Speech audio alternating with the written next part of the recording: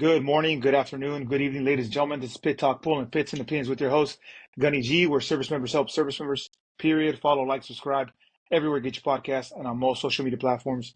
Let us know how we're doing. Any criticism is good criticism. We're going to get right into it. The meat and potatoes. We got a special guest hailing in from Colorado, Colorado Springs, maybe, I think, by the name of Eric. Go ahead and say hello to the listeners. Hey, Eric, it's a Dilly, D-I, it's Dilly. That's not just like Dilly mean guy, it's Dilly. Dilly, So, got it. Eric Dille, yeah. thank you for coming on. Thank you for your time. Thank you for your service. And I hope that the listeners can get some good gouge from you, your experience, your adversity, your resilience, and what's helped you off thus far. Eric, go ahead and introduce yourself, background, where you're from, where you're stationed, service, branch, all that good stuff. Professional bio. Hit it. All right, here we go. It was, you got to get the whole spectrum because you got to understand the mentality here. I was born in California, 1972, in Larry, California. My dad. So you got to put this perspective. My pops has got out of the army. He was drill instructor or drill sergeant, I should say, during the NOM and shit. So my dad was pretty belt fed, and he started working for the Southern California Gas Company, and he started out digging ditches and working in that area there. So he was in, and he said those dudes there were, I mean, because back in the day he was working with all those old World War II dudes, and he said those guys were insane to work with. So my old man was pretty hardcore. He was kind of like a cross between like Red Foreman and Archie Bunker, except he was younger back then. So I was born in the 70s, and it was like an amazing time to be in. So I had a typical, growing up in the 70s, we were like little kids running around, like jumping like, dirt piles over like big ass ditches and shit like that when we were little kids. It was cool to be growing up. And my dad wasn't a real big sports dude. He was into hunting and reloading and stuff like that. So my first memories of going out was like, I think I was like 4, and I was like, my dad, he was a working dude, so I was his bird dog. So I remember the first time I went out, and it was like a war, like opening season, like dove hunting in California time was like BBs would be raining down upon you because there'd be so many hunters and birds flying everywhere, and so I'd be out there running around. Go out there, snack the bird. If the bird was still kicking, rip the head off, throw it in the back of the little thing, roll back out to my pops. And I don't know how good of a bird dog I was, but I remember, then I graduated up to a BB gun. So then, basically I had that growing up, and then Pops got a job and he moved to SoCal. So now I'm living in La Habra. So we moved to La Habra when I was like, I think in first grade. And then after that, Dad was like down in, so then we're doing like crazy shit. So back in my time when we were growing up, and I'll get to because obviously, I went to the Marine Corps. But so there I was in California. Back in the day, man, it was crazy. Mommy, like, we had a liquor store that was like down Imperial Highway. So we walked down there, it's like 4 lanes of traffic and shit. Like, little kids back in the day, I was like roaming around like sewer culverts and rock wars and all kinds of crazy shit back when we were like little kids. In fact, I would go with a buddy of mine down to the damn bus stop, and I'd grab a boogie board, right? And we're like little kid, like I think I was like 9 or 10, and we get on the bus and we drive from La Habra all the way down to Huntington Beach. Like, I'm not drive, but like on the public transportation, go right down there and shit. My mom's like, I don't know. I don't know how little. The reason Gen X is so small is because not a lot of us made it. That's me. So so anyway, I got out of that, and where I actually did high school is my dad is native of Santa Maria, so I went back to Santa Maria. So I went to high school there, and that was like, okay. So flash forward, now I'm like getting ready and stuff, and I'll tell you right when the day I decided I'm going to the Marine Corps. So it's like 1988. Back in the day when the Marine Corps, we just got in the Grenada was happening. We had like, all the dudes that were coming back from like the bombing of, Beirut and shit. So we had all those cats. Plus we got all the non dudes that were there, right? So I'm growing up, watching Commando and all that shit. So I'm like, okay. And then I remember a buddy of mine, his brother went in the Marine Corps, and he ended up going into guard duty over in England. He was guarding the mags, right? And I can come back with all kinds of crazy ass stories and shit. Plus, he's a wrestler and all that shit. So I'm like, all right.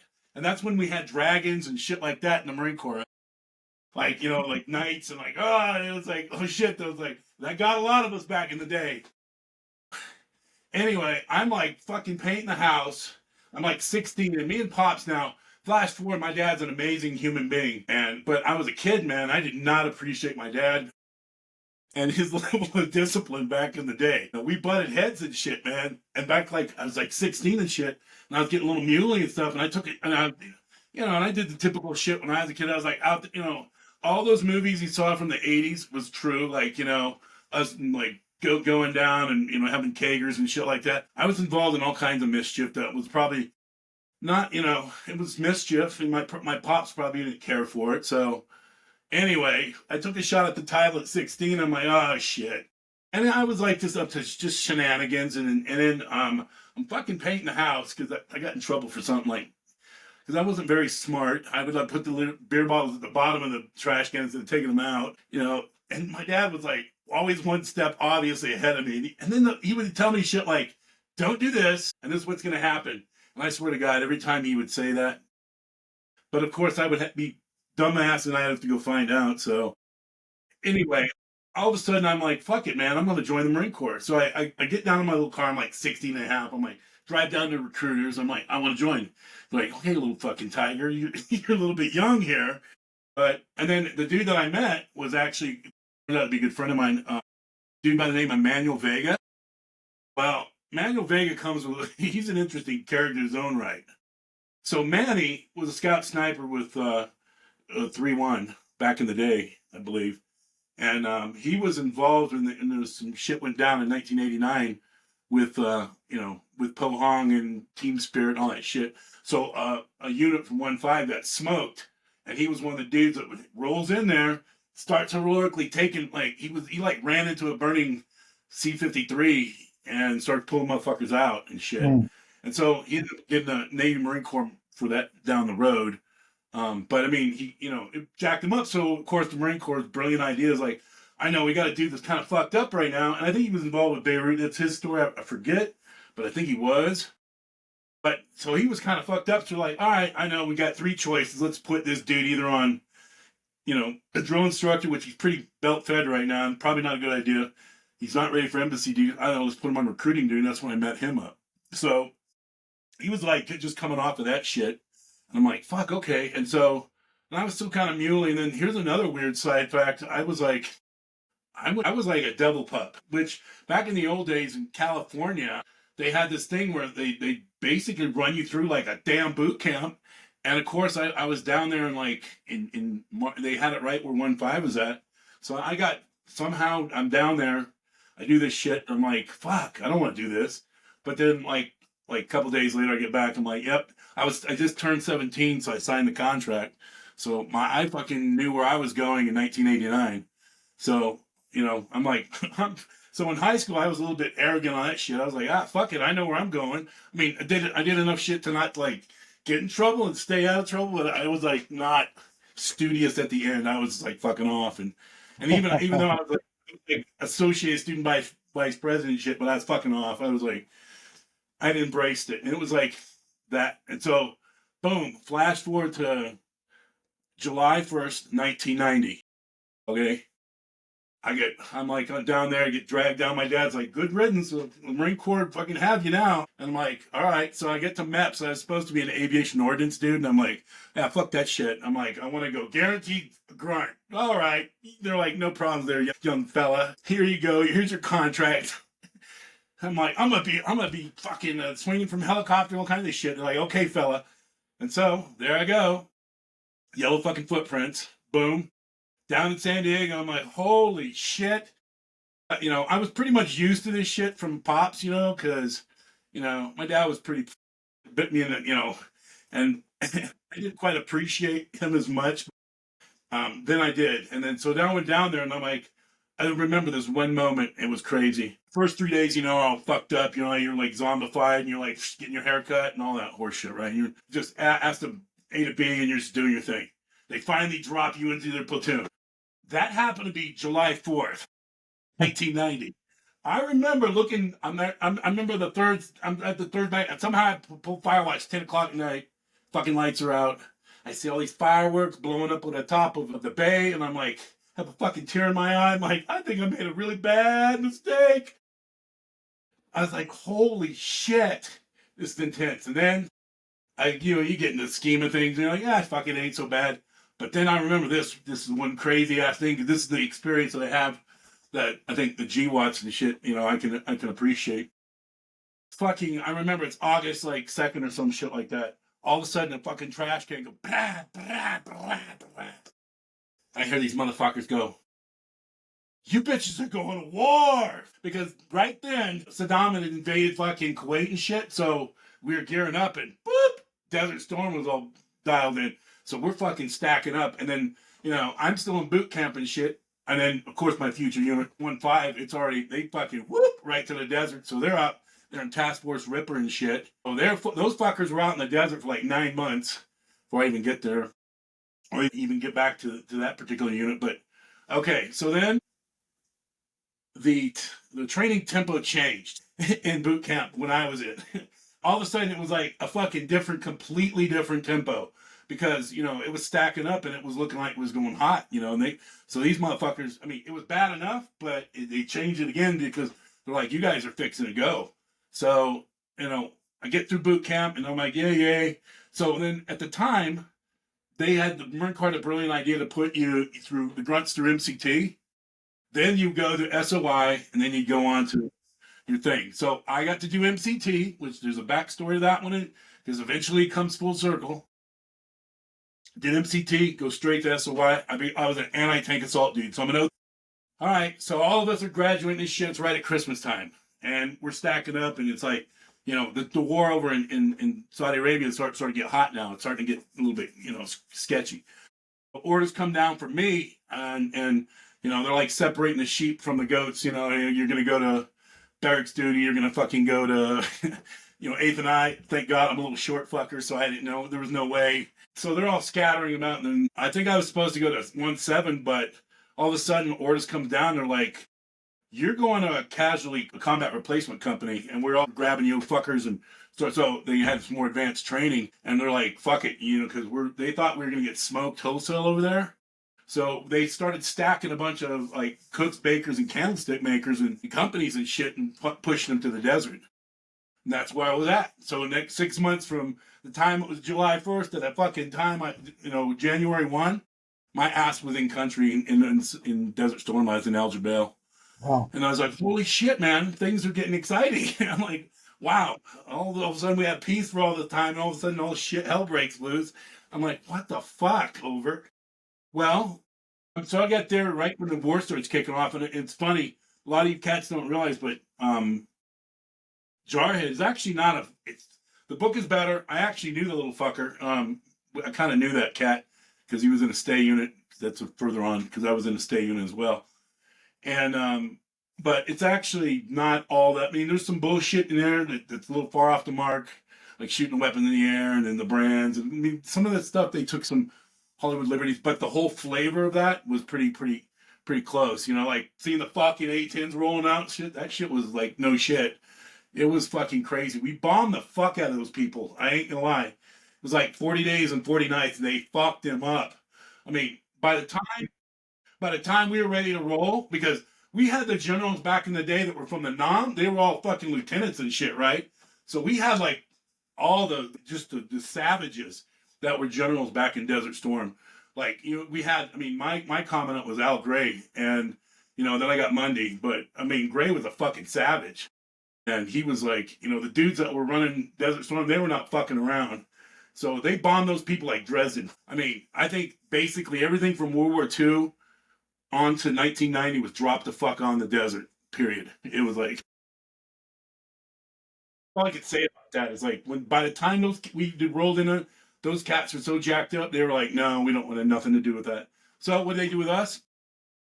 Boys in Jabal, they're like, well, we got to keep these dudes busy, so we went out and burned shit and like patrolled and did all kinds of stupid shit, and until then after the war, it was like, I remember this day too. It was crazy. There was all these fucking trucks rolling back in. I'm standing in the middle of that shit. Joe shit, the ragman, Beverly, a little butterfly, a little Lance Corporal shithead. some guy walks up to me, all fucking covered in dirt and all grimed and shit like that. He's like, mark my words, we're gonna be the fuck back here in 11. He goes, 10 years. It wasn't 11. He goes, 10 years. We're gonna be the fuck back here. We should have rolled and punched through, got it done. And then he walks the fuck off, and then it went. So then they're like, what did we do with all these fucking retards that we have that didn't, do anything? I know. We're going to put them in landing support battalion and make them like fucking working parties for like the next 3 months. And I was like, oh, shit. Of course, that's what I did. They made me a fucking red patcher for like 3 months, which, I mean, basically you did working parties. Like, you had two choices. You're either going to be on the fucking harbor or you're going to be out on the airfield. And of course, our accommodation was just the best. Literally, I made it to the airfield. We literally lived like a fucking 150 feet off the runway. Like C5s, I thought we were going to get wiped out every time. I'm like, what the fuck? And then the airports would be coming through. They had these bitching, like air-conditioned tents. It was horrible. And then they ate so good. And I'm like, I fucking hated on these people. And I'm like, how do we get over there? I'm like, this sucks. This sucks. But then, then it was crazy because then there was all kinds of shit coming through. So, like, working with the crew chiefs and shit like that, it was pretty cool because I was literally loading up aircraft all night long. Then we then we just sleep out in the fucking pallets, waiting for a C5 to take us out. And then it was like fucked up. And so then after that shit's done, like they're finally done. Everybody's like moved the fuck out of there. It was like 2 months later. They're like, okay. So I show up at Camp Pendleton in the middle of the night. I'm like, I'm in desert camis, all nasty and shit. I roll through and they roll us into main side. And then, and because everybody's scattered, because everybody's like, everybody comes back and it was just the fucking war was over. Everybody's like, all the dudes were getting out. It was like, just everybody's done. So it was on life support. So I'm in the middle of that, and then some corporal's like, yeah, just, they had those rat trap barracks in main side, which was like, nasty and shit where they get like the overflow fuckers. And so the next day I roll in, some dude's like, admin guy, he's like, hey, where are we supposed to go? I'm like, of course. I'm like, fuck no, I don't want to go to 20. I'm like, Lance Corporal don't know. I didn't say shit to me. I didn't say it quite like that, but get the drift, right? And they're like, all right, you're fucking going to 1-5. And they're like, next thing I'm like, okay, wherever that's at. And so I'm rolling in, and so I roll up into Mateo, and then finally, I jump off the bus, and at the end of the day, I'm like the only motherfucker around, dragging my shit in. And they're like, where did you just come from? I'm like, Saudi. And they're like, oh, fuck. They're like, all right, well, everybody's gone. Here's your shit. And it was like gone. And so then what happened was, like, of course, everybody's getting gutted. And this was like, it was weird downsizing and shit. The stay was in-docking naturally. I'm like, fuck yeah, I'm going to go out for stay. So that's what I did, is I in-docked for Scout Snipers, of course. Now, this is a funny story, kind of. It wasn't funny at the time, but it's funny now. So the first time I passed in flying colors, because I was PT, and I'm like, it'll be a little ninja and shit. So I was with some fucking salty Lance who was getting out and shit. And he was just fucking off because he didn't want to be there and shit. So he's like, hey, I got an idea. He's like, let's jump in my car and go out to this point, and then we can just beat it and fuck off. He's like, because if you ain't cheating, you ain't trying, right? All right. I mean, I'm whatever. So a week later, I suffered through the rest of that shit, right? And that guy dropped the second day and well, young Lance Corporal, was there ever a time when you used the POV? And I'm like, fucking hey! I read that motherfucker out. I'm like, yes! I said, because I know, I learned, I go, if those motherfuckers ask you a question, they already know the answer. So I'm like, absolutely. And they're like, okay, well, you can't, come to find out, they couldn't pick me up because they had, because they were understaffed for Dragons. So I was back to the grunts, dickhead. But I was already geared in because they're like, you can retake the in-dock in Okinawa. Okay. So that's what, so then this is the crazy part too. I just get back from the fucking Gulf, right? All right. 3 months later, my ass is, we're going to Okinawa for a 6-month pump. Boom. I ain't even been in the fucking Marine Corps. I'm already a war hero. already been like my second pump. I started getting like salty camis. Shit, hair like faded up. I thought I was like salty dog, man. A fucking year and a half in. Boop boop, man. I look like Chesty Puller back in the day. So then I My get a gosh. combat action. I never went across the LOD. And back in the old days, you kind of had to be shot at and fucked up and shit like that for it to count. I mean, that was what it was supposed to be. But anyway, so Good I'm in thing. Okinawa. First pump, they send us out to Camp Schwab. Love that place. Oh my And goodness. that place was rough conditions. Of course, I got to do some pretty cool shit. We trained up in the NTC and did all that shit. And then that's when I first learned here I am, still pretty raw up the desert, come back. Now, here's a weird sidebar. I never got really fucked with because I rolled in like 1.5 in desert camis. Week later, fucking, we have a boot drop. Boom. I was like a fucking senior lance by the time. I never fucking got fucked with it once. I was the one fucking with people. I was part of the goons, all right? Anyway, after that, did our training. We got to go to Camp Fuji. I climbed up Mount Fuji. I did that. Got to do the, shit, man. I partied in Tokyo like a rock star. Partied all up and down Okinawa. Bad man. And just, I had it was fun, but we trained a lot, I learned a lot of shit, doing all the jungle shit, woo, because we thought we were back in the Nam and shit, because that was what we were training for. Back in the Nam, we're like, all right, desert's done, we're going back to the Nam, boys. All right, so there we are, training away. So I indocked again, qualified again on the fucked up range and shit in the court. By the time it was all over, I was like 6 award expert, because, you kind of got to shoot if you're in the scout snipers. They really frown upon you if you get anything less than. So I was good because, back in the day, flashing forward, Dad taught me to shoot. I was shooting when I was a little kid, so it was like no big deal for me because Dad was a gun enthusiast. So I lucked out. I had an amazing father, and he taught me a lot of shit that I didn't appreciate till I got to be a man and on my own in the Marines, So Bro. it was like, I appreciate the harshness sometimes of the Spartan ass kicking that father gave me. So I get picked up with the scout snipers, and we get back. We do our like a month of rest, and then boom, we're at Bridgeport. So I went to then I started my stay career from there. So I did Bridgeport Mountain package, did the high angle package with stay guys, and then I'm training, and all of a sudden I get to go to RIP, which back in the old days was Recon Indoctrination Program. So this was the first class from the Gulf War that we did internally. So it was nothing but those fucking crazy savages that were in the Kofji, and we had some dudes that got shot up and shit over there. It was an intense class. It scared. To this day I have nightmares of it because, fuck, dude, we would get up at like 3 a.m. We're like, okay, 17-mile run, woo, there to the beach. Let's do some. We thought back in the old days, RIP was no shit because by the time you go to ARC or BRC, depending on what side of the world you were on, you were ready to go. So did that. We got called up right at the end of the game because we were graduating and shit. Our unit gets called up because we're gonna go fuck up we got called up for the riots. We were on standby. Hey boys, we're rolling up. We're gonna go to LA and start fucking some shit up. I was like, all right.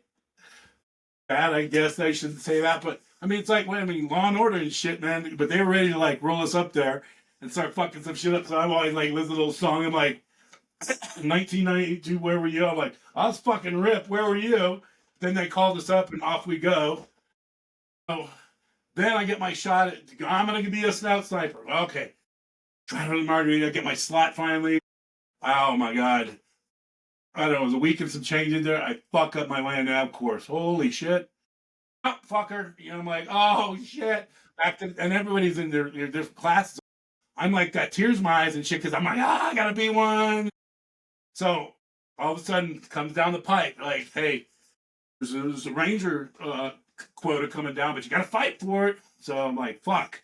I gotta redeem myself. I don't know shit about it, but I'm gonna do it. So then I'm off to a RIP which is a Ranger Indoctrination Program, which was ran by nothing but recon savages that had been through fucking Ranger school.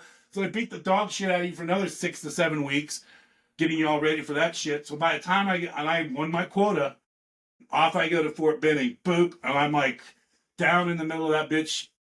Like Ranger School for Marines is kind of like being in a foreign prison. Because it's like, dude, like 6 and 7 of us, like 300 fucking Army dudes, and they don't. Back in the old days, before they had like women and shit go through there, they were like pretty. You know, it was like that was their La Casa Nostra. They were like, we were like not.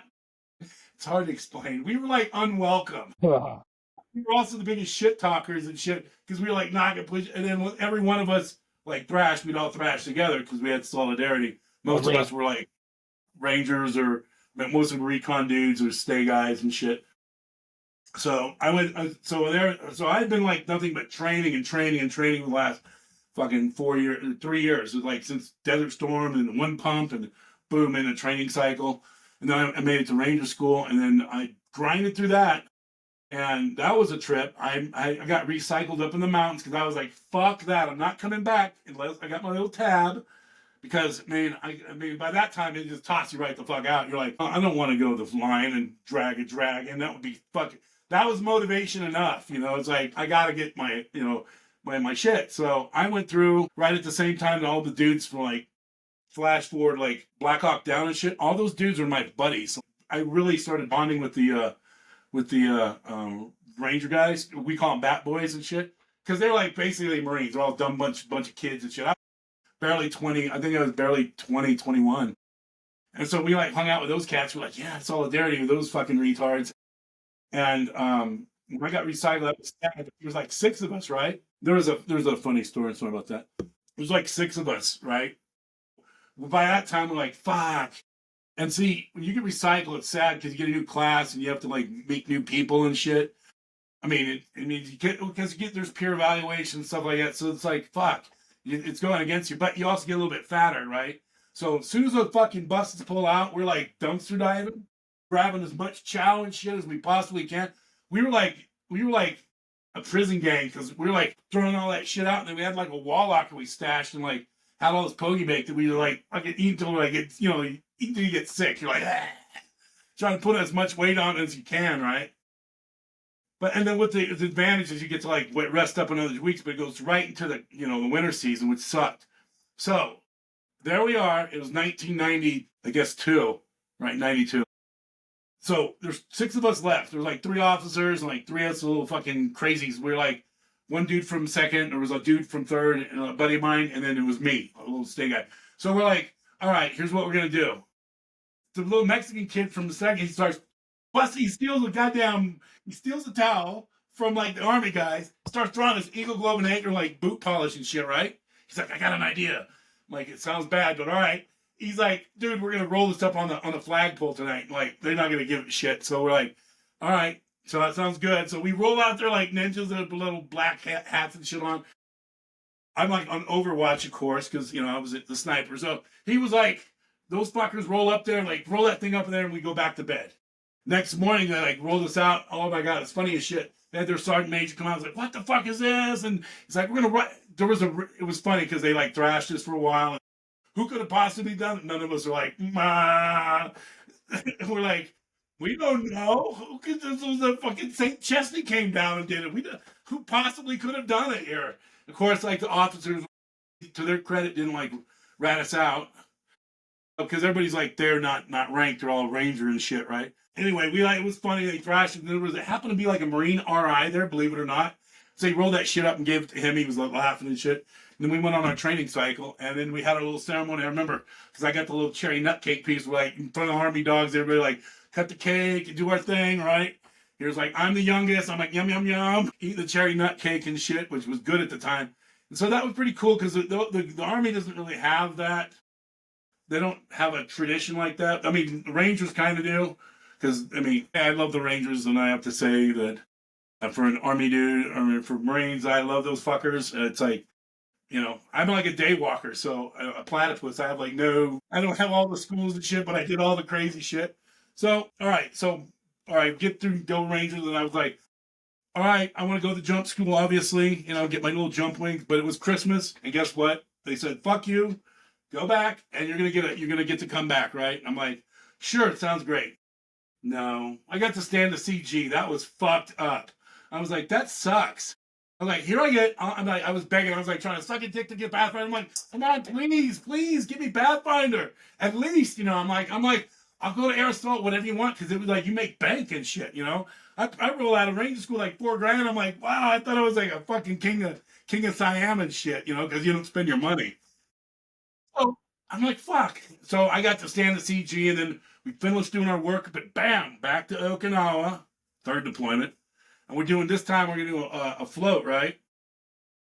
So we're like on land, and then we like picked up with the boat, and I get on the Bellwoods, and we're all part of the Mew and all that crazy shit, doing our ninja shit. And that's why I hooked up with the third recon guys, because we were attached to those fuckers all the time. So they basically, I started living with them, and I was like ready to start cross decking. At that time, of course, I had a wife, or not a wife yet, but I was like all in love and shit. That's a side story. Anyway, we started doing some all kinds of crazy shit. We went to, and then we were on a float. We did like to Hong Kong, went to Singapore, went to Australia. Australia was a shit. Everything you ever heard about it was true. I wanted to walk off the boat, change my name to Eric Dundee, disappeared to Outback. I swear to God, I thought about it night after night after night. I was going to marry a sheepherder's daughter. It was like going to be brilliant. We did like some training out in the Outback of Lancelin and all kinds of crazy shit. I must got smoked a couple times. Fucking saw a kangaroo out in the wild and shit. Like, and they're scary as fuck. Like, Stupid. scary, scary, Poor scary. girl. So we do all this crazy shit. So here's where my story gets weird. Back to Okinawa, we get back on land. I'm like, all right, I'm gonna go recon and do all the third shit. So we're doing like recon shit, right? I go out in the middle of the night. We got one team of recon, one team of us out in Ridge's Raiders. Well, it would all of a sudden it was Cat 3 to begin with. Then we got Cat 4, and it started getting shitty out there. So we're like fucking 10 miles out in like recon point, somewhere out in the middle of creepy deepy. Horrible. One boat goes capsizing, dump all this shit out in the middle of the ocean somewhere. Recon's boat, they swim their asses over to us. We're getting pushed off by waves and all kinds of shit. I swear I saw Jaws and Cthulhu out there at the same time. I mean, okay, we couldn't get rescued because it was so fucked up out there, the starboard. So we were basically lost at sea. I'm like hanging off the boat and shit. I'm like, what the fuck? So like 12 hours later, they finally like the other boat company finds and drags our asses back inside. I'm like, we had dudes hyping out. We had dudes. I swear to God, I'm going to talk to Jesus and shit. Buddha was pissed because I'm like, oh God. So I get back and I'm like, all right, I don't know if I can do this shit anymore. I think my reconnaissance days and my aquatic days are over. I don't ever want to go back into the ocean. So I'm like, fuck it. So I go back to California again, back to Pendleton. And this is like at the end of the game, like everybody's like transferring out and going to different places. All my bros are going up to first recon because that's a whole goddamn story in its own right because of I got institutional knowledge about like how that shit was about the JSOC and why we did this, and then they broke it down to regimental recon, and they rebuilt it. There was all kinds of weird shit back in the 90s. It was anyway. A lot of those dudes were like transferring out, so it was time to go. So all right, I need a little break. I'm broken. I'm just fucking broken. So they thought it was a good idea I was a range in charge of the 5th Marines ranges and shit for a while. So they go, I know, let's go put you over at the pool so you can do like WSQ shit because water doesn't terrify you enough right now. I'm like, okay, sounds good. So I was like the little water fucker over there, but I just couldn't really get my swim on anymore. And so I was like, fuck it. So finally, my last 2 years that I did, I packed a lot of shit in 6. I'm like, all right, I surely need a little break. I can go to MCT and I can be an instructor. So I ended up at fucking MCT as an instructor, right? I was with Golf Company. I'm training, all the cooks, bakers, and candlestick makers. Well, flash forward to 1995. My fucking battalion commander gets smoked in like a flash flood. Literally, in MCT. I'm telling you, this is institutional knowledge that you guys don't remember and shit. 25, Colonel Murdoch, he decides to, check on us. We're over across the street in those little A-frame hooches. I don't know if that shit's still there anymore, but back in the old days, it used to be there, like where all the Quonset huts are. It used to be Combat Town right across the street. Anyway, the damn river right there. He was driving across. He gets fucking it. We got crazy. He pushed his Jeep over, and down he goes. So we're like dragging the fucking thing for his ass, and finally, because I was in charge of a bunch of kids, a bunch of students on the other side. I'm like, I don't know what, I saw this Jeep. I'm like, what the fuck? I see this floating by. What? Anyway, he ended up drowning and shit. We ended up dragging the thing. I got relieved before we actually found the body. And then and I'm like, oh, fuck me, man. I'm like, doing MCT as a troop handler, like, you work your ass off. It's like basically lights to lights. It sucks. It was sucky back then. I'm sure it's probably sucky now. And then, of course, I was, they sent me to, I was a hand-to-hand combat instructor, and I did all that other horse shit. So, I was like all trained up and shit, but I was like just broken. So finally, they send my ass to range 314, and I finished up my time at 314, which was actually, I love that duty because it was fun because I get to blow shit up and like shoot things and teach guns.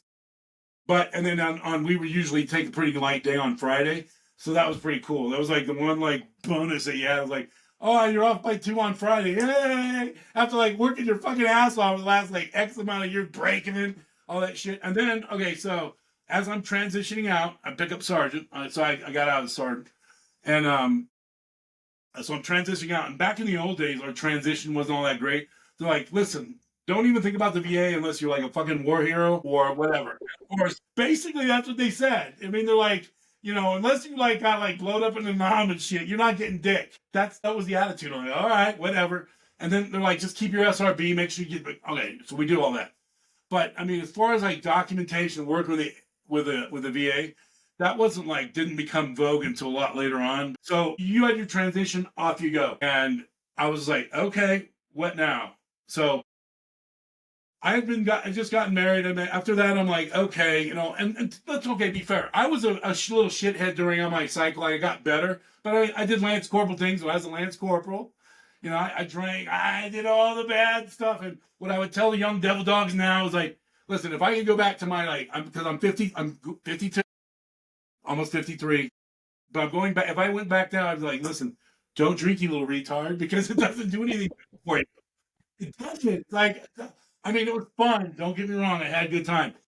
But from a positive and negative outflow, I'm like, net positive wasn't in the long run. There was a lot of bad. And so I'm like, I got to, but to be fair, this goes into another piece. We have to learn how to like positively channel, our energy into something. And it took me a long time to figure that one out. So it's 1996. I just picked up sergeant, which was not as enticing as you think, because, all right, when I was in MCT, Eric, there was 28 sergeants. Okay? I was the corporal. So I had to do all the bullshit. When I picked up sergeant, there was still fucking 28 sergeants, and I was the junior sergeant. So I'm like, what the fuck? And I was like, I don't want to go back. Okay, I knew my fate. I had a choice. I was either going to go on embassy duty, which I couldn't because I got married. I don't want to become a drill instructor, and I sure as fuck didn't want to become a recruiter. Those are pretty much your choices on that side right there. And once I did that shit, getting back to a stay unit was probably not going to happen. I could like tell myself that, but I always wanted to go back. So that was the choice a lot of us face, or go to recon or whatever we're going to do. Looking back in retrospect, if I was smart enough, I probably would have wanted to stay in and fucking become a gunner, because that's awesome. Gunners are like because I did work for a gunner when I was in 5th, and it was awesome. I seen gunners. I was like, Gunner McElander was my guy. He was also 5th Marines dude. And then the fucked up thing about it is he retires, right? This is back in the 90s and shit. 9 months later, the motherfucker's dead. Bam! Orange got him. Got his ass. He was a dog handler. The guy was like, hardcore back in the day and shit. And then they got him. 1996. It's not, pieces breaking out, and we got the Clinton years. And that's a lot of the times what started happening in the Marine Corps, too, was like there was some weird shit that happened right about 1995, in my opinion. Number one, we had a lot of we had started having some corruption in the academies. You started hearing about motherfuckers cheating, and it's like there was some integrity violations and stuff in the academies, right? And also weird stuff started coming down that, okay, you're not allowed to thrash your prives unless you're a staff NCO or better as the president and all this crazy shit, right? Okay, to be fair, in the Marine Corps, there is a tendency to have dudes to take shit to the next level that's probably not healthy to a certain degree. I've seen it personally. Yeah, I see it every day. Okay, now the guys that like don't want the power are the guys you want as leaders because for me personally, I hated thrashing my kids, but I would do it mercilessly because they needed it and shit. I'm talking about or my guys, but I didn't like. I mean, I didn't because I did it because I had to. I didn't enjoy it. But there's dudes that get off on that shit, and I think it carries the civilian world. It's just there's people that are like shouldn't be in positions of power that probably shouldn't, and the meritocracy in the Marine Corps I think needs to stabilize because they started having distrust in their NCOs is how we all took it. If you can't have the but to be fair, I mean a lot of us were in our mid-20s and shit. We thought we were salty and stuff. So there were some dudes that would take shit to extremes, and I probably think, looking in retrospect from the outside in, but just knowing what I know, that from the wars and stuff, probably taking some of these cats, these combat dudes, and putting them in training companies was not one of the more brilliant things that we should have probably been doing. Eric, if I granted, may. knowledge there, but you don't put broken people that fuck with other people, especially the young ones coming up. You have to understand why you're training and stuff. And that's one of the things I think I saw. And here's another weird story. So I'm just Before you hit that, let me add. You said 1988 to 1988 to 1996. That was your 6 year right? period. You got out the sergeant.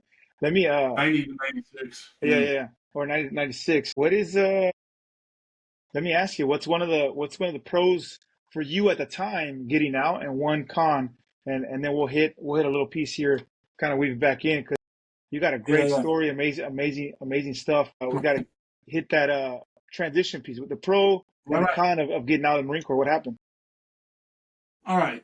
Here's the unit I was in and for what I was doing and shit. When I was the Marine Corps isn't for like a lot of off the wall thinking. Like I was in small units and shit. So I was used to kind of doing my thing. When in our teams and stuff. So there was a lot of independence there, and I found a little bit of it stifling at the end. That was one of the areas and also I think I was burned out physically. But you got to remember, man, I wanted to be a Marine since I was a little kid and shit. I thought I was going to be a lifer. I really did, and it's just at the end. It's just I think I was a little immature. I think my getting married at the time. I was young when I got married, so I had little kids, stepdaughters, and shit. So I had to take care of them. I needed a change, I think. And so I said, I know I'm going to go out and like work for my uncle as a home builder. So that's a whole new chapter on that one. The con on that is okay. Another thing is back in the old days, the Marine Corps didn't really, especially for what we did as like the infantry guys, and especially for what I was doing at the time, they didn't really take care of their tactical athletes, and that's what they are, is tactical athletes. They just break you. It's like you're gonna just break, and then either gonna end up with shin splints or whatever. And a lot of our dudes you just break. There's better ways to train, especially those dudes that have to function at high levels. And I'm not downplaying. I'm just saying those. We're packing like back in the old days. I was packing like 100 fucking pounds. I'm a mule. I'm a big dude. I'm just like I got giant calves and shit. So it's like, yeah, I was packing weight and stuff. That's the biggest thing. It was we had the Montgomery GI Bill. What we had was 10 grand for it, and it wasn't like the GWATs and stuff. So it was okay. I right now think, just guessing, is that you cats are going through a lot of what we did during our time. The Clinton years, you're going through the Biden years, because they started downsizing the fuck out of everything, and it started they cut him. After the Gulf, they started launching dudes. There was a lot of institutional knowledge that got out of the Marine Corps at that time that was pushed out during that break in the Gulf, and I think that's what led to where you're further on leadership is now here where we're at now. I'd say I agree. I agree to an extent because in 2011 and 2012, that's when they started like just offering all this stuff, all these programs. Like, hey, get out. we boosted up for the war and OIF, OEF, and then we're like, okay, now we're kind of three-quarters of the way, the latter way, halfway through. Okay, we got to downsize because we can't maintain this op and operations like that. And so they downsized a bunch of folks. We went from 220 down to 180 in about 2 years. Yeah, no, that's what I said. That's what's crazy. But And it's been much. yeah, and people were getting out left and right. Good dudes, right? That had a bunch of deployments, Exactly. bunch of outs Yes. under the Yeah. belts, and It's like a sucking brain drain right now. And yeah, then what happens is you get a lot of the people that should probably be gotten out that ended up staying. right, And then that's where we get a lot of this horse shit that's been happening that's incremental because the I'm not saying that the warrior, I'm just saying is that the country in general has gone into a different direction. yeah, That the readiness is, in my opinion, it's not what it was because we're not as hard as we were back then. And back in the old days, we used to smoke dudes every. Training accidents happen all the fucking time. Like Ospreys, oh god, I don't want to be anywhere near those damn things. We would kill. I mean, Ranger School, they would kill dudes like. I mean, not that I'm saying that's a good thing, but they made the training very realistic. So you would end up getting training accidents like, every few cycles and stuff like that. I mean, not that's that that's a crazy. good thing, but I mean, somebody would burn for it and shit. But, but I mean, you can only make the shit so safe, I Yeah, mean, yeah, yeah. when you know what I mean? You Want to want to fix train as hard as you can, but without taking away, a certain portion. So now. You gotta. There's a lot of safeties before you got to sign off on some things. Do I know, and draws. it's So take, and then your next out on the line, So okay, so let me. I know that it's almost Christmas and shit. I'll get on with the rest of the story. I get out, transition. I go to North Central Arkansas, beautiful place. My uncle, who would move from California over to North Central Arkansas, Mountain Home, had a construction company, and he was building log homes and shit. Right, guy was a genius. So I got there and I didn't know shit from because I only had a couple choices. I was going to go in law enforcement or kill people for a living, or I was thinking about triple canopy because at the time that's where all the dudes were going to was like triple canopy and all the getting geared up on that shit. 9/11 hadn't happened yet, and I had little kids and stuff, so I'm going to become a builder. Okay, working for families tough. I worked that shit for like 3 years, and finally, like, okay, I can't do no more. Wages here suck. I ended up going to the Builder Home Show in Dallas in 1999. And I saw these dudes and I'm like, holy shit, man, I got the better qualification than all these assholes. Put my resume out. Next thing you know, dudes are like flying me all over the country to offer me a position because I was good at what I did. Building houses and shit. And they're like, yeah, so come on, be a project manager. So I had a couple choices. I could go to Pennsylvania or I would have went to Michigan. And then Colorado, David Weekley offered me a position. I'm like, damn. I'm there. I love Colorado. Boom, driveway. I came in. I'm like, I'm home. I love the mountains. I love everything about it.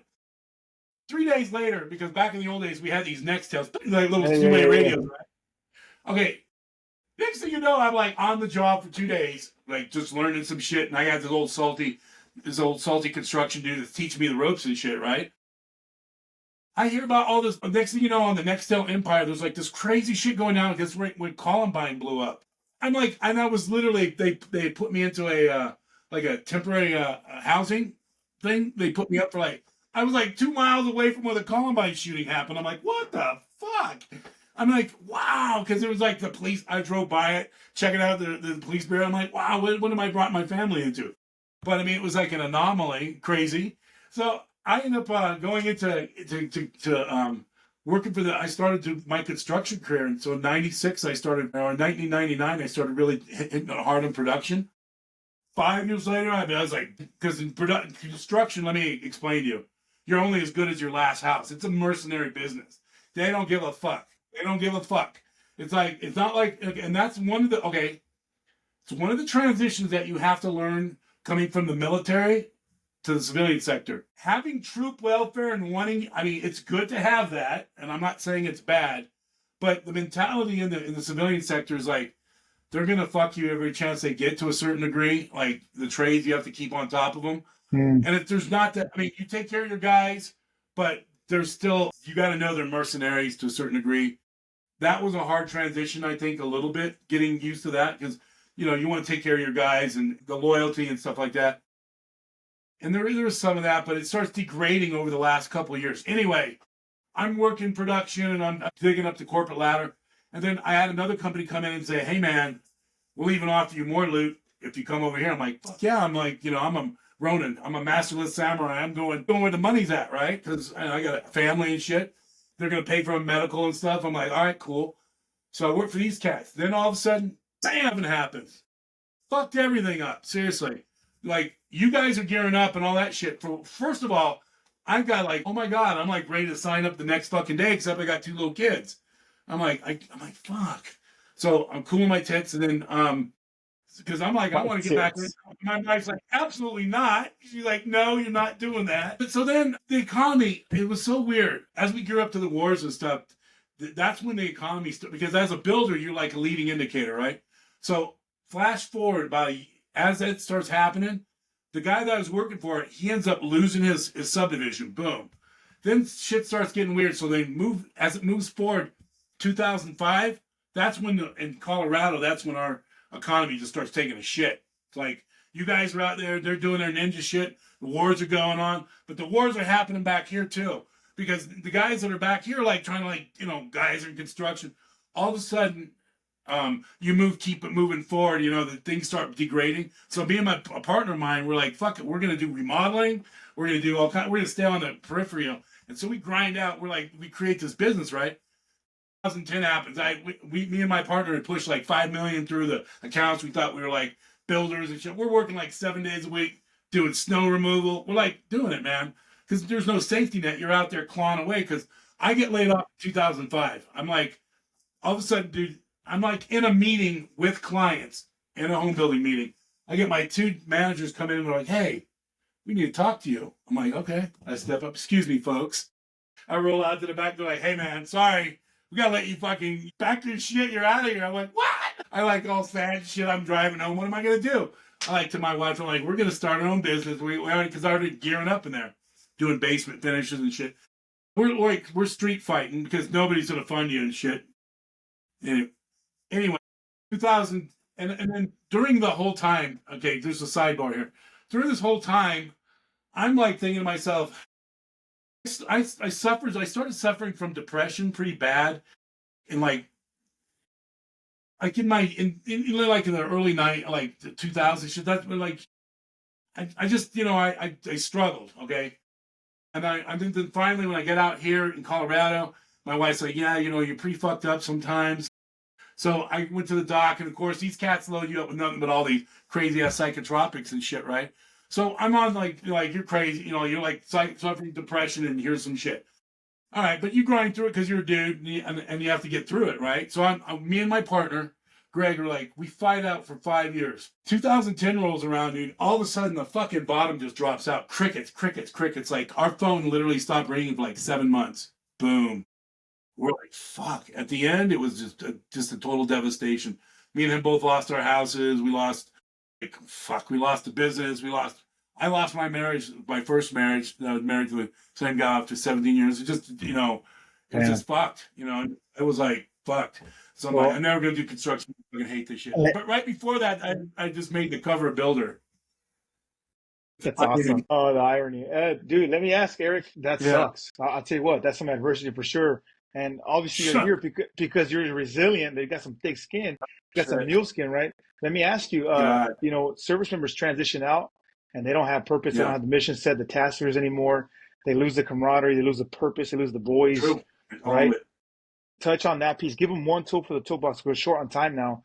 Give them one tool for sure. Mental health and what helped you out in that transition period. Okay, I'll cut. So basically, I lose my shit. I finally get my shit back together. It was a tough transition, and then I ended up going down to Colorado Springs. I said I'm never going to build again.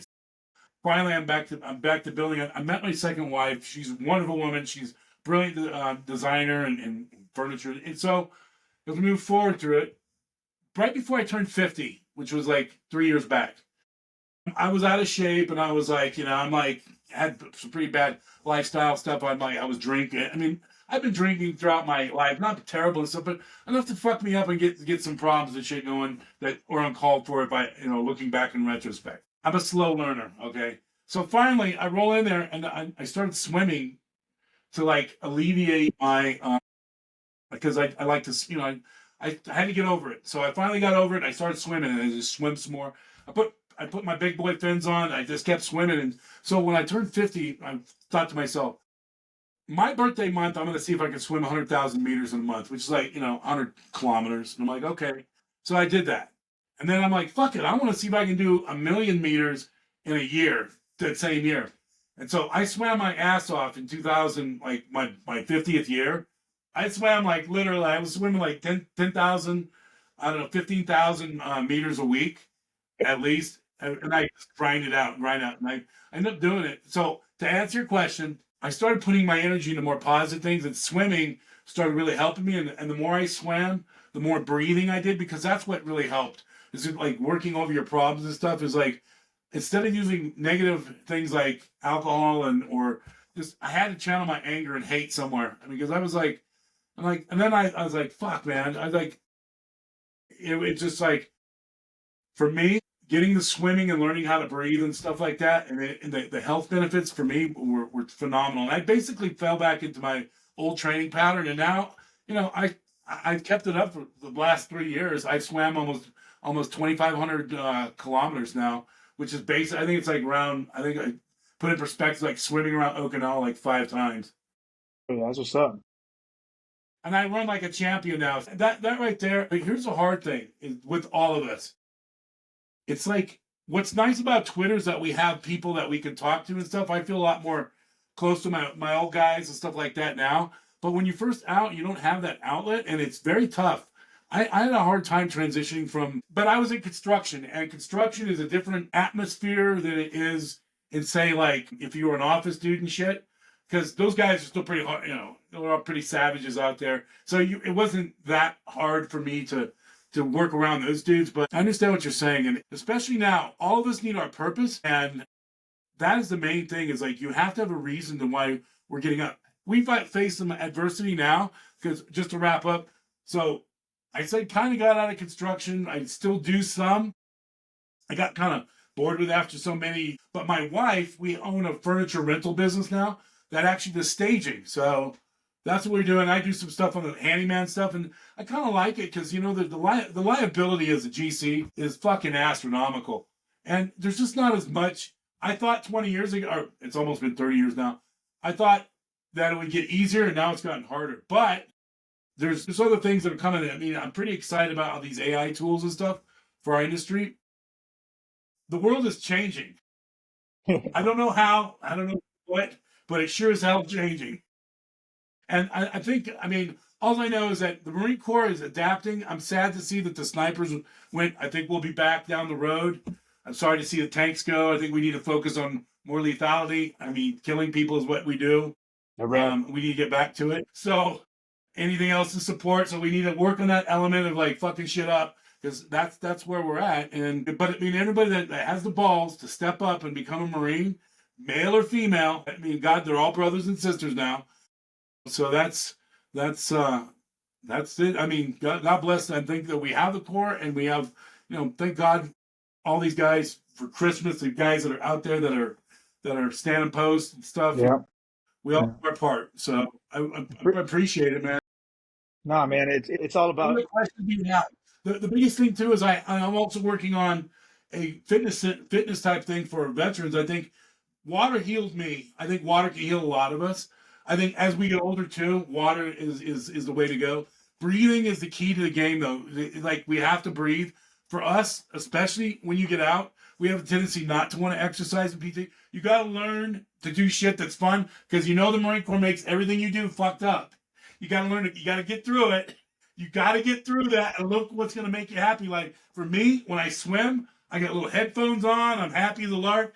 It's not like swimming like when it was like, the ocean and sharks are going to get you and shit. So You're right. you got to find out what's going to be fun, and stay and keep moving. And all of us got to find our purpose and learn how to channel our energies into positive things and not negative. That's the biggest advice for me, is like, for the young guys. Drinking did not do me any favors in the long run of things. Women did not do me any favors in the long run of things. But I mean, hey, if you're gonna take the two, moderation. Oh God, swim. Yes, yes, yeah, yeah. Appreciate it. Thank you, guys. All right, man. Have a good one. Right on. See you guys. Right on. Thanks, guys. Happy Merry Christmas.